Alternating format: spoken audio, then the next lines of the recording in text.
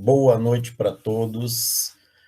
Mais uma vez eu agradeço a Deus pela oportunidade de estar aqui, podendo, dividir um pouco daquilo que nós estamos estudando e poder, de alguma forma, aproveitar este momento para poder realmente tentar juntos, através das nossas vibrações, das nossas trocas mesmo de ideias, aprender um pouco mais da doutrina, que é esta filosofia espírita consoladora que tanto nos ajuda. Eu vou estar compartilhando, com vocês aqui alguns slides que eu preparei, até para poder nos ajudar um pouquinho na compreensão do que a gente está pretendendo refletir hoje.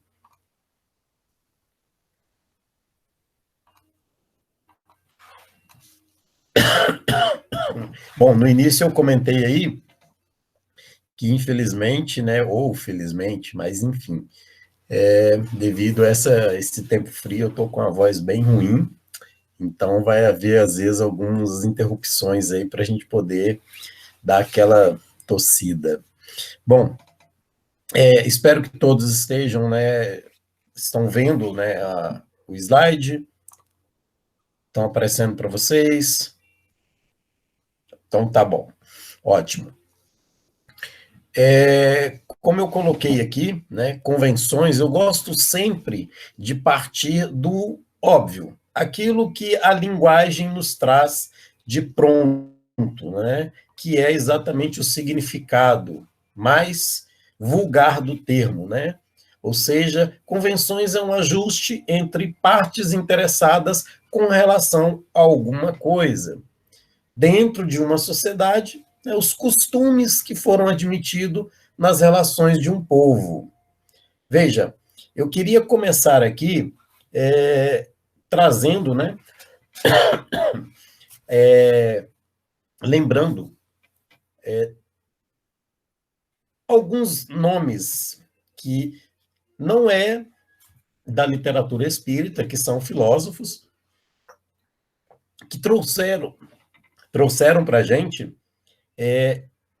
reflexões sobre a necessidade de que as pessoas entrassem num acordo. Por quê? É curioso observarmos isso, O próprio Evangelho segundo o Espiritismo nos mostra, de forma assim, bem sucinta, bem rápida, a nossa linha evolutiva, Como nos fala o Livro dos Espíritos. Fomos criados simples e ignorantes. Então, lá no Evangelho coloca, que no princípio, o que nos movia? Eram sensações, puras sensações. Adquirimos depois o instinto. E esse instinto, na maioria das vezes, ele ressalta a necessidade de sobrevivência. E um grande pensador, que na filosofia a gente chama de contratualista, que estuda os contratos, as convenções que os homens vão construindo para poder evitar o quê? Evitar o extermínio, evitar as guerras, evitar que nós nos matemos. Então, esse homem dizia que, pelo estado de natureza que nós trazemos em nós, requer, sim, que estabeleçamos um contrato, uma convenção, para que possamos estar em acordos. E aí eu gosto de lembrar, no processo didático e pedagógico das leis divinas, porque nos primórdios da humanidade, como que eram essas relações? Se eu, dentro da minha classe, roubasse ou tirasse a vida de alguém de uma outra tribo, esta outra tribo vinha com tudo que ela pudesse conseguir e exterminava a minha tribo. Aí nós tivemos o Código de Hammurabi, a lei de Talião, olho por olho, dente por dente. Uma convenção. Estabeleceu-se uma convenção para quê? Para evitar o extermínio de inocentes. Se eu tenho um problema com o Carlos, que eu resolva com o Carlos. Eu não tenho que ir lá e exterminar todos que pertencem à sua classe, à sua comunidade. Lei de talião, né? Ou seja, se eu tiro a vida de um, que tire uma vida de... Não é exterminar todos. Aí, dentro desse processo evolutivo, a capacidade que vamos descobrindo, né, de dialogar, nós chegamos aí ao processo da lei não matarás. Por quê? Porque precisamos respeitar a vida como um todos, sendo ela um dom de Deus. E dentro desse processo é que foram estabelecidas inúmeras convenções para que nós possamos viver, né, de forma harmônica. Só que o homem, né, a nossa pequenez é tão grande que às vezes desenvolvemos convenções ou distorcemos algumas convenções que acabam sendo prejudiciais à própria humanidade. E é aqui que a gente entra com a reflexão que Emmanuel, no livro Pão Nosso, capítulo 30, que tem exatamente esse título, Convenções, refletindo o capítulo 2, o versículo 23 e 27 do capítulo 2 de Marcos. Emmanuel traz aquela passagem onde os discípulos estão caminhando com Jesus e passam diante a uma plantação de milho, né? Enfim, e eles adentram essa plantação, ignorando, né, de quem é, a quem pertence, enfim, simplesmente o alimento que está ali, e aquele que caminha e sente fome vai adentrar e vai, né, usufruir daquele pão, e sendo um dia de sábado. Bom, existia, né, uma convenção estabelecida pelos homens daquela época, os ditos doutores da lei, aqueles que reproduziam a lei com as suas palavras na íntegra, que expressava desde lá dos livros do Antigo Testamento, Levítico, Números, enfim, toda aquela gama de convenções, de legislações estabelecidas, em sua grande maioria, são convenções sociais, não convenções com leis divinas, mas leis, sim, muitas das vezes as leis humanas, nos falam isso a espiritualidade, tudo o que nós fazemos está sobre o olhar atento dos nossos amigos espirituais, do Pai, que nos permite estar dentro da nossa capacidade evolutiva, desenvolver uma série de regras, de preferência, que traga maior benefício para toda a humanidade. Só que, muitas das vezes, essas leis precisam ser revistas, esses costumes, essas convenções, precisam ser melhor entendidas ou até mesmo mudadas, pois que elas correspondem a um tempo da humanidade, a um período da humanidade, e que às vezes não cabe mais, porque transcendemos os costumes, transcendemos a nossa capacidade de agir em sociedade. Por isso, algumas práticas já não são mais necessárias. Mas aquelas pessoas ainda arraigadas, presas a certos costumes, certas convenções, que acabam impedindo o desenvolver e o progresso da humanidade, essas pessoas, às vezes, acabam transgredindo até mesmo a lei de amor. Por quê? Porque aqui, o que fica explícito para a gente nesta passagem é que estes homens não estavam preocupados com o que de fato é necessário. Porque quando eles questionam Jesus sobre a postura daqueles discípulos que adentraram uma plantação, colheram espigas, em um dia de sábado e alimentaram-se dessas espigas, eles ignoraram a real necessidade. Aqui a gente tem uma série de questões para trabalhar em cima deste versículo, mas vamos tentar pegar o essencial.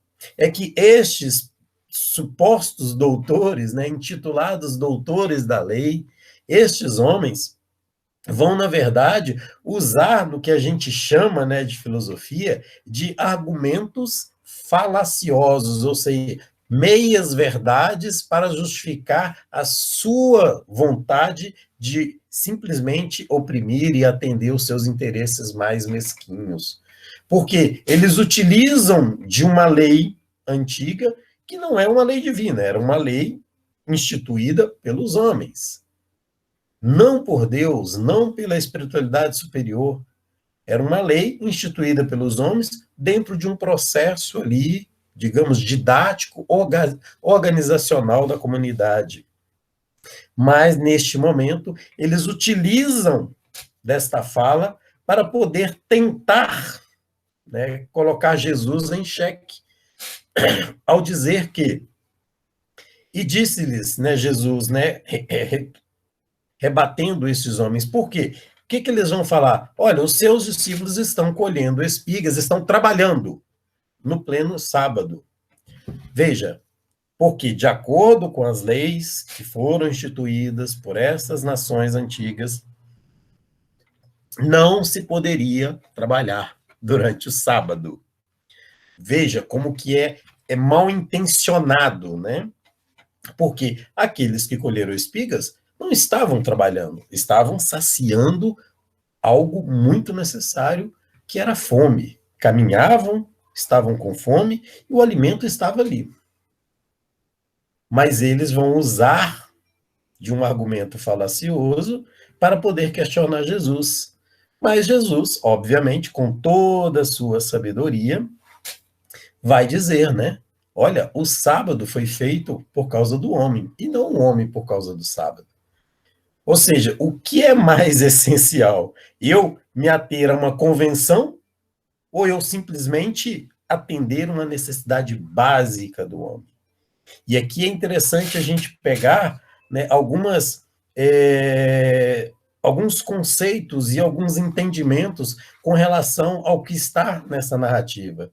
As espigas arrancadas aqui podem muito bem reproduzir a ideia de rompimento com uma convenção que mais oprime, mais discrimina, mais causa danos do que propriamente engrandece, liberta e atende, de fato, às necessidades reais do homem. E trabalho é transformação. Não existe hora nem momento para você se transformar, para você buscar ser melhor. Não há dia determinado nas leis divinas para que você trabalhe, para que você descanse. São apenas convenções que precisam ser revistas. Então, dentro desta análise, a gente ainda vai ter um outro exemplo, né, com relação a esses ensinamentos, onde as leis morais, estas leis morais estabelecidas por Jesus, pelo Pai, cuja doutrina espírita vem nos convidar constantemente a refletir, essas leis morais, elas nos levam a dialogar com a nossa própria consciência para que possamos entender, muitas das vezes, uma série de práticas sociais que, muitas das vezes, vivenciamos, até às vezes defendemos, sem parar para refletir que elas são muito incoerentes com tudo aquilo que Jesus nos pede. Nesta mesma linha de entendimento, né, Jesus aproveita, né, numa outra passagem, onde o mesmo pessoal vai questionar a Jesus sobre um ato de amor. Por quê? Porque Jesus, depois na sinagoga, também num dia de sábado, veja, eles estão usando de novo o mesmo argumento para poder questionar Jesus, mas de forma totalmente desapropriada da verdade sublime que é a lei de amor. Veja que Jesus adentra a sinagoga e havendo ali uma pessoa com uma enfermidade, e Jesus, percebendo os olhares daqueles, ele já antecede, né? Ele já prevê, ou seja, o pensamento daqueles que estão olhando para Jesus, e ele questiona: quem haverá dentre vós que, tendo uma só ovelha e caindo ela numa cova em dia de sábado, não vai apanhá-la e tirá-la dali? Veja, ele pega o próprio argumento deles e coloca exatamente no calcanhar de Aquiles dele, a questão material. Ah, não pode trabalhar no dia de sábado, mas se for para atender os seus interesses, então que esta convenção seja ignorada. Mas, se houver ali um homem enfermo, eu não poderei curá-lo? Pois que, ora, um homem vale muito mais do que uma ovelha. Logo é lícito fazer bem aos sábados. Porque Jesus, naquele momento, vai curar a enfermidade daquele homem que estava ali. Percebam que Jesus mostra que as convenções não podem nos aprisionar, como nos fala Emmanuel mais à frente, nós vamos ver. As convenções têm o seu valor, sim, mas no momento propício, no tempo propício, dentro das nossas reais necessidades. E elas não podem ser superior à lei de amor. Nunca podemos nos deter diante a lei de amor para poder seguir convenções que são incoerentes aos ensinamentos. Mais uma vez, nos dando um outro exemplo da necessidade de rompermos com as convenções que mais oprimem, né? Jesus vai nos convidar a refletir sobre uma lei antiga, né? Uma lei que mais expressava a ignorância, que é mãe do preconceito e da discriminação. Por quê? Porque uma mulher que há muito tempo, né, vivia sobre um processo muito grande de dor, mas que o preconceito e a ignorância levava os olhos somente sobre aquela pessoa por uma série de paradigmas extremamente preconceituosos. Ou seja, aquela mulher que eles trazem e colocam diante de Jesus como sendo aquela pecadora, aquela que cometeu adultério, e ainda vão reportar de novo a lei de Moisés, sem saber que muitas das leis foram exatamente, como Jesus fala em um outro momento, foi instituída por causa da dureza, da frieza, da insensibilidade, perdoe, das pessoas, né, daquele tempo. Então, quando eles trazem esta mulher para poder, mais uma vez, colocar Jesus em xeque, Jesus simplesmente vai voltar para eles o dilema que eles mesmos estão querendo construir. Ou seja, quem nunca errou, então que atire a primeira pedra. Veja, é preciso pensar sempre diante a muitas e muitas convenções, porque ainda no mundo de hoje nós estamos presos. Nós ainda nos deixamos levar por uma série de convenções que não são condizentes com as leis morais às quais Jesus veio nos mostrar, que a doutrina espírita vem explicitar a todo momento. Há uma série de convenções nos dias de hoje que nós nos deixamos levar por elas. E às vezes, como nos mostra, né, mais à frente Emmanuel, damos muito mais valor do que simplesmente, às vezes, nos dedicarmos a um estudo, a uma prática, né, coletiva ou individual de caridade. Por quê? Porque, às vezes, vamos aqui, né, tentar mostrar um pouquinho de forma mais clara e objetiva, é meu aniversário, então hoje eu não vou participar de nenhum grupo, né? Claro, você tem toda a liberdade por isso, mas é só porque é seu aniversário. Ah, hoje é Dia das Mães, então as casas não têm reuniões, não vai ter. Ah, é carnaval, não vão ter reunião porque ninguém vai vir.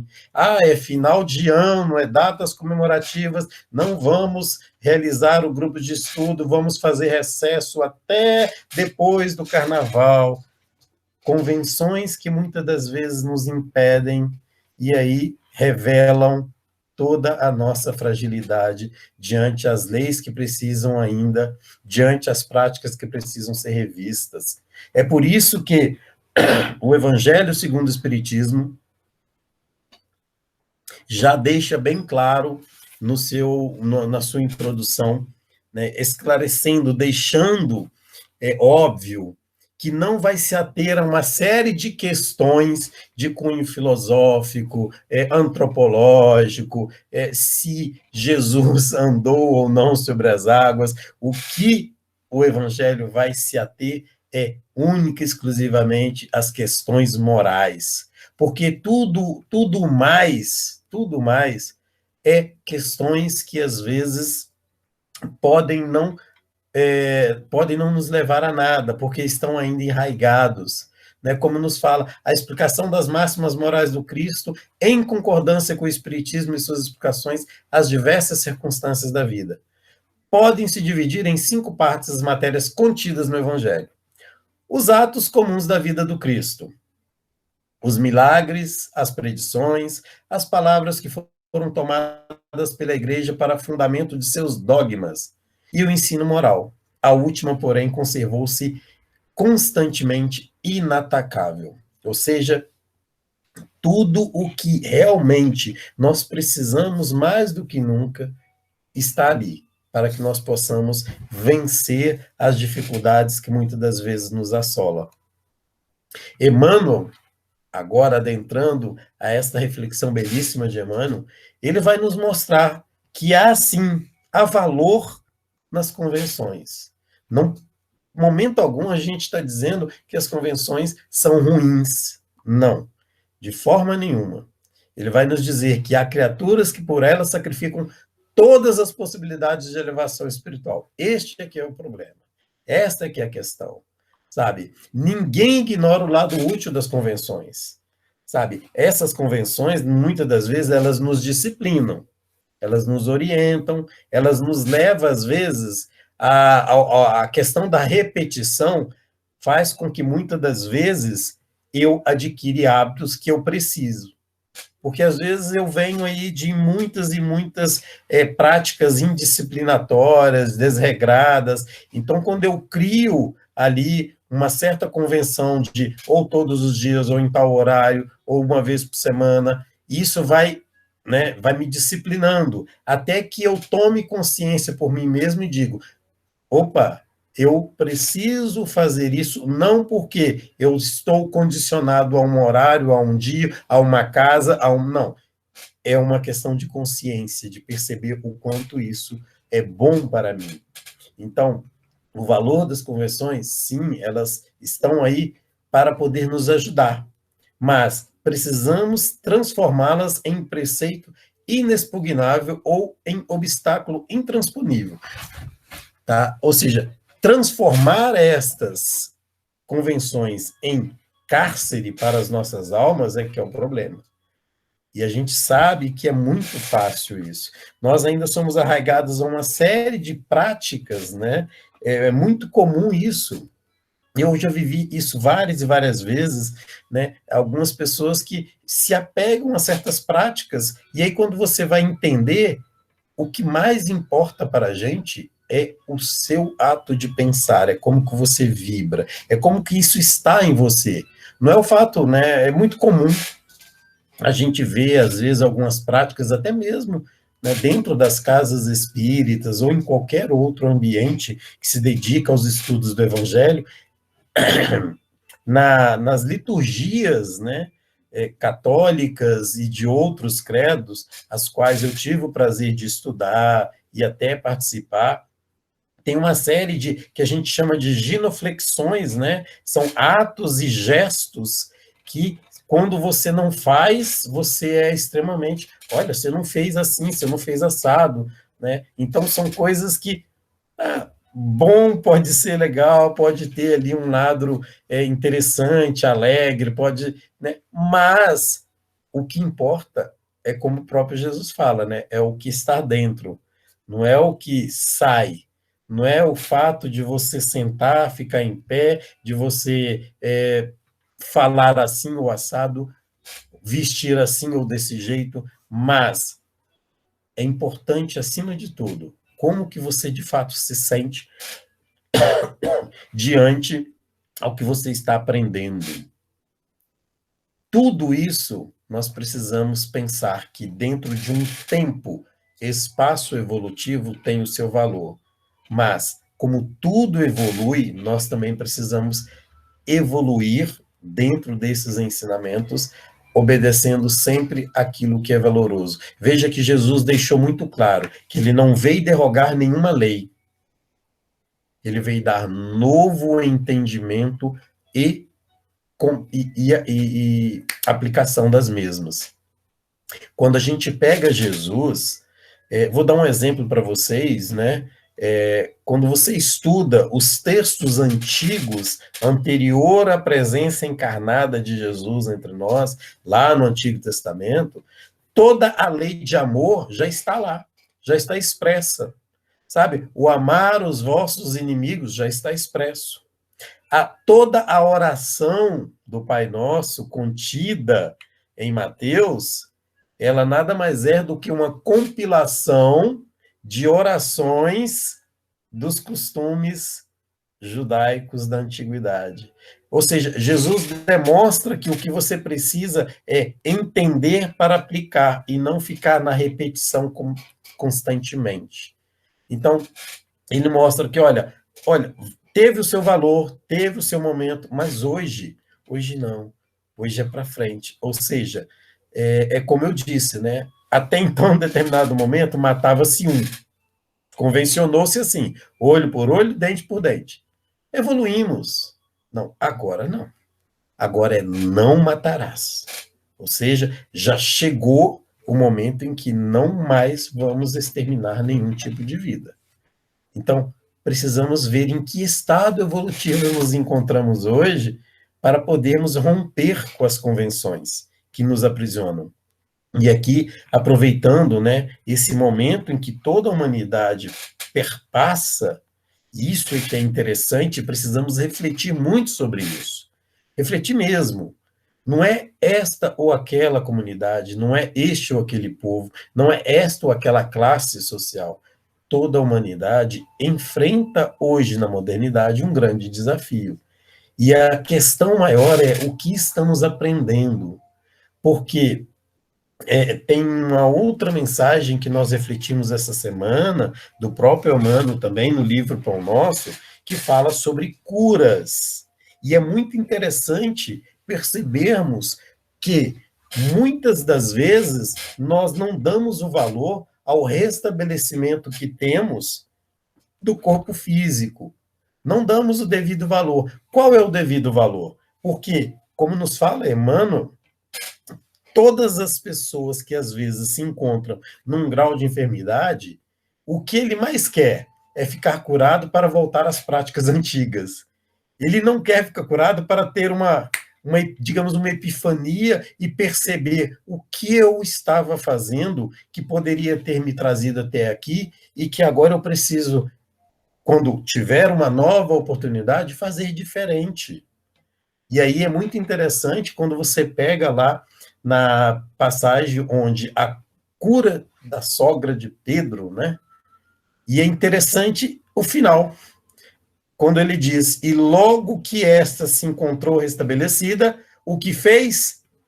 Pôs-se a servir. Ou seja, uma vez curada de sua enfermidade, colocou-se a serviço de pronto. Então, é o que Emmanuel nos fala, muitas das pessoas anseiam pela cura, mas para voltar aos velhos vícios, e não aprendem com o momento de refazimento em que ela se encontra. Então, se hoje todos nós nos encontramos ou seja, afastados, apartados das muitas convenções que vivíamos e que nos trouxeram até aqui, o que eu espero é que passe logo para que eu volte novamente. Sabe aquela ideia? Eu quero que tudo volte ao normal, mas será que o normal era realmente bom? É realmente aquilo que nós precisamos? Será que esse não é o momento para podermos pensarmos nas convenções e mais convenções que tínhamos ao longo dos nossos anos até aqui? Será que todas aquelas práticas não precisam ser revistas? E é isso que nós temos que aproveitar com esta reflexão que Emmanuel nos traz, porque isto é fundamental, pois que o próprio planeta foi edificado por causa do homem. O próprio planeta que nós habitamos foi edificado por nossa conta.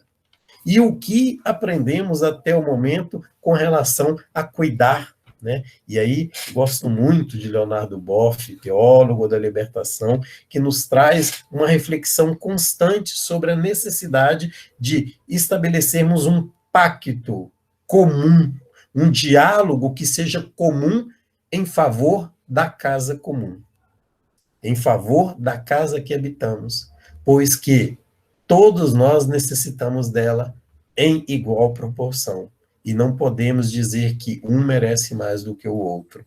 Então, este é o momento que precisamos parar para refletir que tipo de convenção eu quero estabelecer a partir de agora, a partir deste momento em que, em todos os cantos deste planeta, existe um convite à reflexão, um convite trazido pela natureza, pela lei divina e natural, para que possamos refletir sobre o nosso momento de agora, sobre os momentos vividos, sobre as práticas anteriores de nossas vidas, sejam individuais, seja coletivas, o que eu preciso rever para que quando eu for convidado de novo a participar mais ativamente, digamos, fisicamente, né, das convivências sociais, o que eu tenho que mudar? Será que eu já pensei nisso? Será que eu estou aproveitando esse momento para mudar aquilo que era tão convencional, mas será que não era também tão prejudicial a mim e a tudo que está à minha volta? Questões que precisamos levar para daqui à frente. Precisamos sempre pensar nisso. Por quê? Porque todas as vossas coisas sejam feitas com caridade. É o que Paulo nos pede. Pede e orientava a comunidade de Coríntios que todas as suas coisas sejam feitas com caridade. Ou seja, caridade é algo que não se faz sem a presença de outro. Caridade é algo que você necessita de quem requer a sua atenção. Veja que tudo que você fizer em atos, palavras, pensamentos, tudo tenha um caráter caritativo, voltado para o outro, voltado para as necessidades de outro. É sempre importante pensar que sempre há alguém que necessita de algo que eu tenho de sobra. Por isso que esta é uma das primeiras convenções que precisamos estabelecer a partir deste convite à reflexão que toda a humanidade está recebendo. É voltar com uma proposta de que há sempre alguém que precisa de algo que eu tenho, às vezes, em dobro. Mas estou preocupado, pensando que talvez amanhã vai me faltar, e por isso eu estoco nas minhas despensas, sejam elas de roupas, de alimento, de coisas materiais, ou até mesmo as dispensas da nossa vaidade, do nosso orgulho, da nosso egoísmo, da nossa avareza emocional, que às vezes é incapaz de simplesmente dedicar um pouquinho dos nossos ouvidos, ou daquilo que já estudei, que já aprendi, para confortar, para dar uma palavra amiga, porque estou preso demais às convenções sociais, que eu digo não ter tempo para o outro. Então, todas as vossas coisas sejam feitas com caridade. Ainda existe muita gente que não entende outra caridade, além daquela que se veste de trajes humildes, aos sábados ou domingos para repartir algum pão com os desfavorecidos da sorte, que aguarda calamidades públicas para manifestar-se, ou que lança apelos comovedores nos cartazes da imprensa. A caridade não é só nos sábados, não é só aos domingos, pois os dias nós não podemos ser movidos ou regidos por datas comemorativas ou datas calendáricas. Temos que ser movidos pelo sentimento de amor, e este é a todo momento, a toda hora. Eu não posso estabelecer uma data para dizer, neste dia eu vou ser caridoso, nesta hora eu vou fazer caridade. Não é isso que a lei de amor nos pede, é que todas as vossas coisas sejam feitas com qualidade. É em casa, é no trabalho, em todos os ambientes, tudo o que eu faço é preciso estar revestido de caridade. Não é só esperar que a fome se resvala para todos os lados, que a miséria, que as dores. Não. A caridade tem que estar a todo momento, seja na prece noturna ou matinal ou em qualquer outra hora. Não existe hora para fazer prece para aquele que necessita de amparo, de conforto, de consolo. Se eu, às vezes, não encontro meios físicos para poder fazer algo, uma prece revestida de muito amor, de muita sinceridade, pode emitir tantas vibrações que vai consolar em muitos enfermos em hospitais, muitos aqueles que sofrem nos cárceres pelos erros ali cometidos ao longo da sua trajetória. Reuniões de vibrações nas casas espíritas precisam ganhar mais peso, mais força, vibrar pessoas em conjunto, vibrando. E se não é possível estar em casas espíritas no momento, que façamos de forma coletiva, combinemos um horário para que juntos, naquele mesmo horário, todos possamos vibrar, fazer nossas preces durante 10 minutos, meia hora, uma hora, mas que coletivamente possamos, no âmago dos nossos lares, saber que 10, 15, 20, 1 milhão de pessoas, naquele momento, está emitindo radiações de amor. Uma convenção que precisa ser estabelecida hoje. Uma convenção que não é imposta por ninguém, mas é uma convenção que as leis de amor nos pede a todo momento. Que vibremos em amor, que vibremos para que o mundo, para que as pessoas, onde quer que elas estejam necessitando de um conforto, e que isso chegue até as falanges superiores, para que eles possam também ser motivados ainda mais. Pois, como nos diz uma mensagem que recebemos há pouco tempo, os amigos espirituais, eles se encontram muito, muito, muito cansados também e contam com nós encarnados, pois que há muito trabalho a ser feito neste momento. E eles precisam muito das nossas preces também.